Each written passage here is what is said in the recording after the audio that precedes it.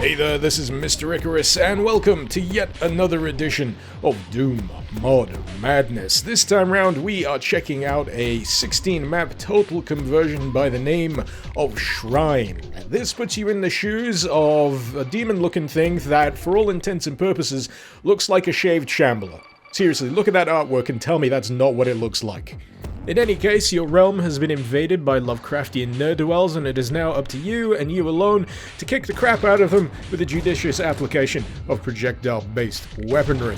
I'd say one of the first things you'll certainly notice about Shrine is its look. It has a very restrained color palette, so much so that when any color is actively applied, it really does pop. One great example, of course, is the very striking green of the goop pits that we've got here in this opening level. On the flip side of that, however, you've got an initial batch of enemies that can occasionally be quite difficult to pick out against the background. Not ideal, but you'll certainly notice them as soon as they start firing in your general direction. The weapons of Shrine also have a distinctive visual style to them. This early batch of weapons, looking like it could have been formed out of the carapace of some long-dead bug-based abomination, now taking the form of a shotgun, previously a pistol, and if you do a little bit of cursory exploration down this very hallway right here, in fact, you'll stumble across a gnarled, wrist-mounted implement that fits neatly into the chainsaw slot. As far as introductory levels go, I'd say that this one has quite a breakneck pace to it, which, while entertaining, also turns out to be quite emblematic of the rest of Shrine's levels going forward. But somewhat contributing to this feeling of breakneck pacing is the fact that once I was done finishing off the enemies in this here room, the weapon that served as my reward at its heart turned out to be none other than the Leviathan. In layman's terms, that's pretty much the plasma gun of Shrine. Bit early for that kind of weapon, don't you think? I think it's safe to say that having access to such a weapon this early in the mod makes the majority of encounters feel extremely trivial, and that feels very much the case for at least the first half of Shrine.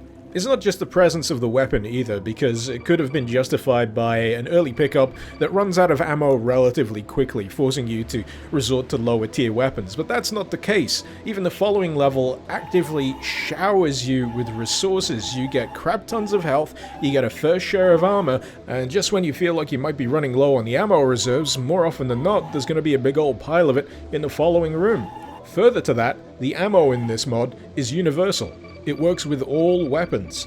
And honestly, to me, that just feels like an odd choice. I mean, sure, it greatly streamlines things. You don't have to worry about the ammo reserves, but in the same regard, it means you don't have to worry about ammo reserves. It means that you don't have to think about what weapon you're really using next, whether you're going to have enough to deal with a potentially tougher enemy down the line. Now, a few of you are probably thinking, Icarus, why didn't you just turn the difficulty up, you dingus? Well, here's the thing, I was already playing on Ultraviolence. The next thing up from there would be Nightmare, and it functions as Nightmare functions. It respawns enemies. It's like the polar opposite in terms of balance to what this is, and ain't really fun.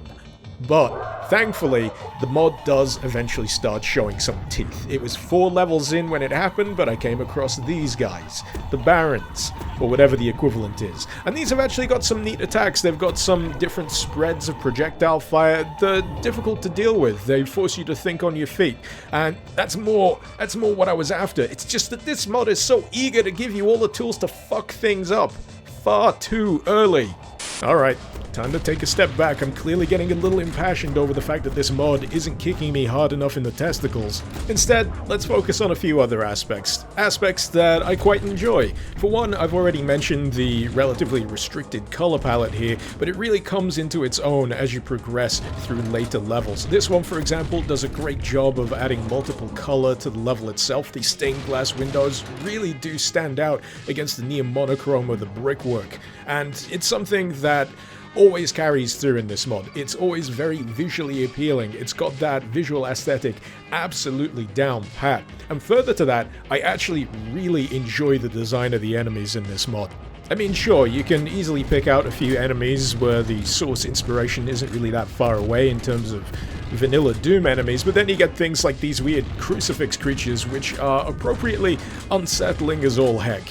Another thing that I've greatly enjoyed during the course of Shrine, and something that you may have noticed during the course of this video, is the music that plays during the majority of levels. It's this dark wave, industrial tinged synth that tonally fits like a glove. And I'd be fascinated to know if this was commissioned specifically for Shrine, or whether it was taken from elsewhere, because it's honestly the kind of stuff I would happily listen to independent of the mod itself, but it's certainly something that's quite enjoyable to listen to while you're blasting Lovecraftian horrors to smithereens, and dare I say, at certain points, I was actively grooving along. God, that makes me sound old. Complexity-wise, levels are really simple. I mean, tremendously simple. I don't think I encountered a single solitary switch during the entirety of my playthrough. This is all very readable, color-coded doors. In some cases, no doors necessary, such as in this level here, where it is simply an ascent to the top of the staircase. And dare I say, it's probably one of the better examples during the course of Shrine of encounter design. You got limited maneuverability on these staircases, enemies often have the higher ground and have these clusters that force you to use that limited space to maneuver as best you possibly can, and then as you reach the upper echelons of the level, you've got the tight claustrophobic confines of the towers themselves, often containing some nasty enemy varieties. And so we reach the halfway point of Shrine, and all of the telltale signs of a boss encounter are laid at my feet. We got ammo resupplies, health supplies, and even the BFG of Shrine itself, which means that the boss is dead. Before even the barons keel over, it's dead. What the ever-loving heck, Shrine? There's no difficulty curve here, it's a difficulty flatline. Thankfully, the mod goes some way to blip back to life. Maybe it found a defibrillator with the start of the next level, the womb.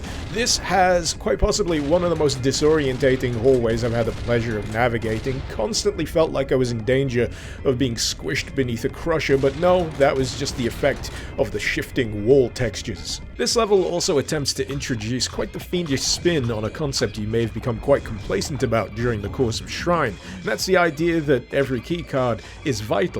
Not so here. The green keycard instead putting you face to face with that enemy I so easily defeated during the course of the previous level.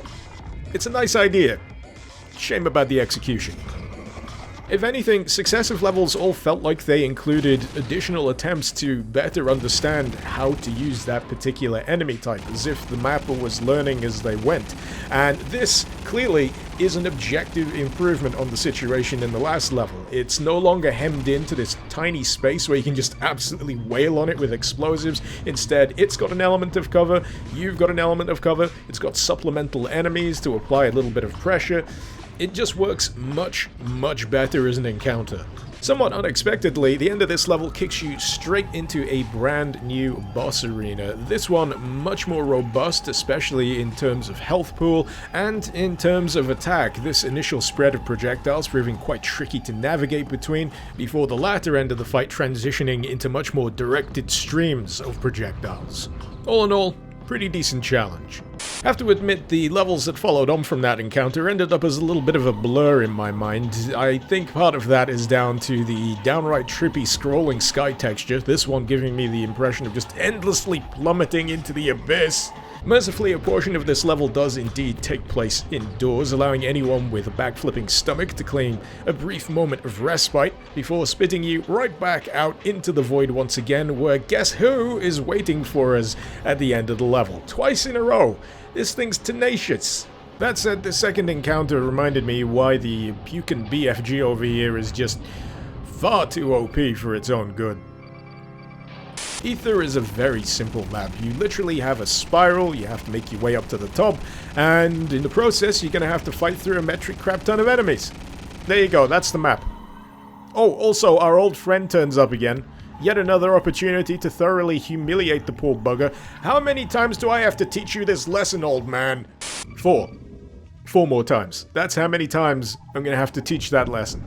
You know, at this point I just feel pity for that particular enemy type, because the only way to actually make this feel like the challenge it should be is to willingly hamstring myself and not use this weapon right here. Either that or just give him an outright buff, because even the hallway full of barons before this one was much more of a challenge to deal with. Guess who? That's right, the old Walnut of Death is back, and it's even got a few new attacks. Not that I had a chance to find out what they do, because I fell in a ditch, which kind of ended up protecting me, and then by the time I shot at it again, it just died. This can't be right. This is far too easy. This has got to be a bug. This is a bug, right? Excuse me, sir, you seem in charge here. Can you tell me if there's a bug here? It feels like there's a bug here. I'm just trying to ask a question. Is there a bug? It's a feature. It's not a bug. It's a feature. Holy shit. So, that was the final boss. Yeah. So, firstly, I think it's worth stating that I do not think that Shrine is a bad mod. In fact, I rather like it. I just feel that it's a complete and total cakewalk in terms of challenge, and it could be tightened up in a whole variety of ways. Ways that I feel I've made abundantly clear during the course of this video already, so I really don't think it's worth restating it. But in terms of the visuals, in terms of the audio, in terms of the design work that's gone on with some of the textures, some of the weapons, some of the enemy sprites, there's some really damn good shit included here in Shrine. I like some of the weapon tweaks as well. There's a way that the chain gun works where it's got to spin up as well as spin down before it can resume firing, and that can lead to some interesting moments in the heat of battle. I like the way that the rocket launch has been modified to be more of a lobbing grenade weapon, and yeah, there's a strong foundation here. It just needs tightening up. But in any case, that's just my experience. Don't take my word for it. By all means, give this one a whirl for yourself. It's, at the very least, a fairly enjoyable time with a pretty neat aesthetic, and is relatively swift as well. So if you want a quick blast through something, Shrine is here, ready, and available. And I'd be fascinated to know what other people think of it down in the comments below. As for that download link, you'll find it in the description. While I'm at it, I'd like to give a great big thank you to my patrons over on Patreon. Thank you so very much for supporting the channel and for helping to make content like this possible. If you're interested in lending a hand yourself, maybe you'd like to see your name in the credits, maybe you'd like to gain early access to my videos before anyone else, heck, maybe you just enjoy the smell of burning money. If that's the case, you'll find the link to my Patreon page also in the description below. Hopefully you've enjoyed this video. Feel free to let me know what you thought in the comments, and feel free to suggest any mods you'd like to see me cover in future editions of Doom Mod Madness. This has been Mr. Icarus. Thank you very much for watching. Icarus out.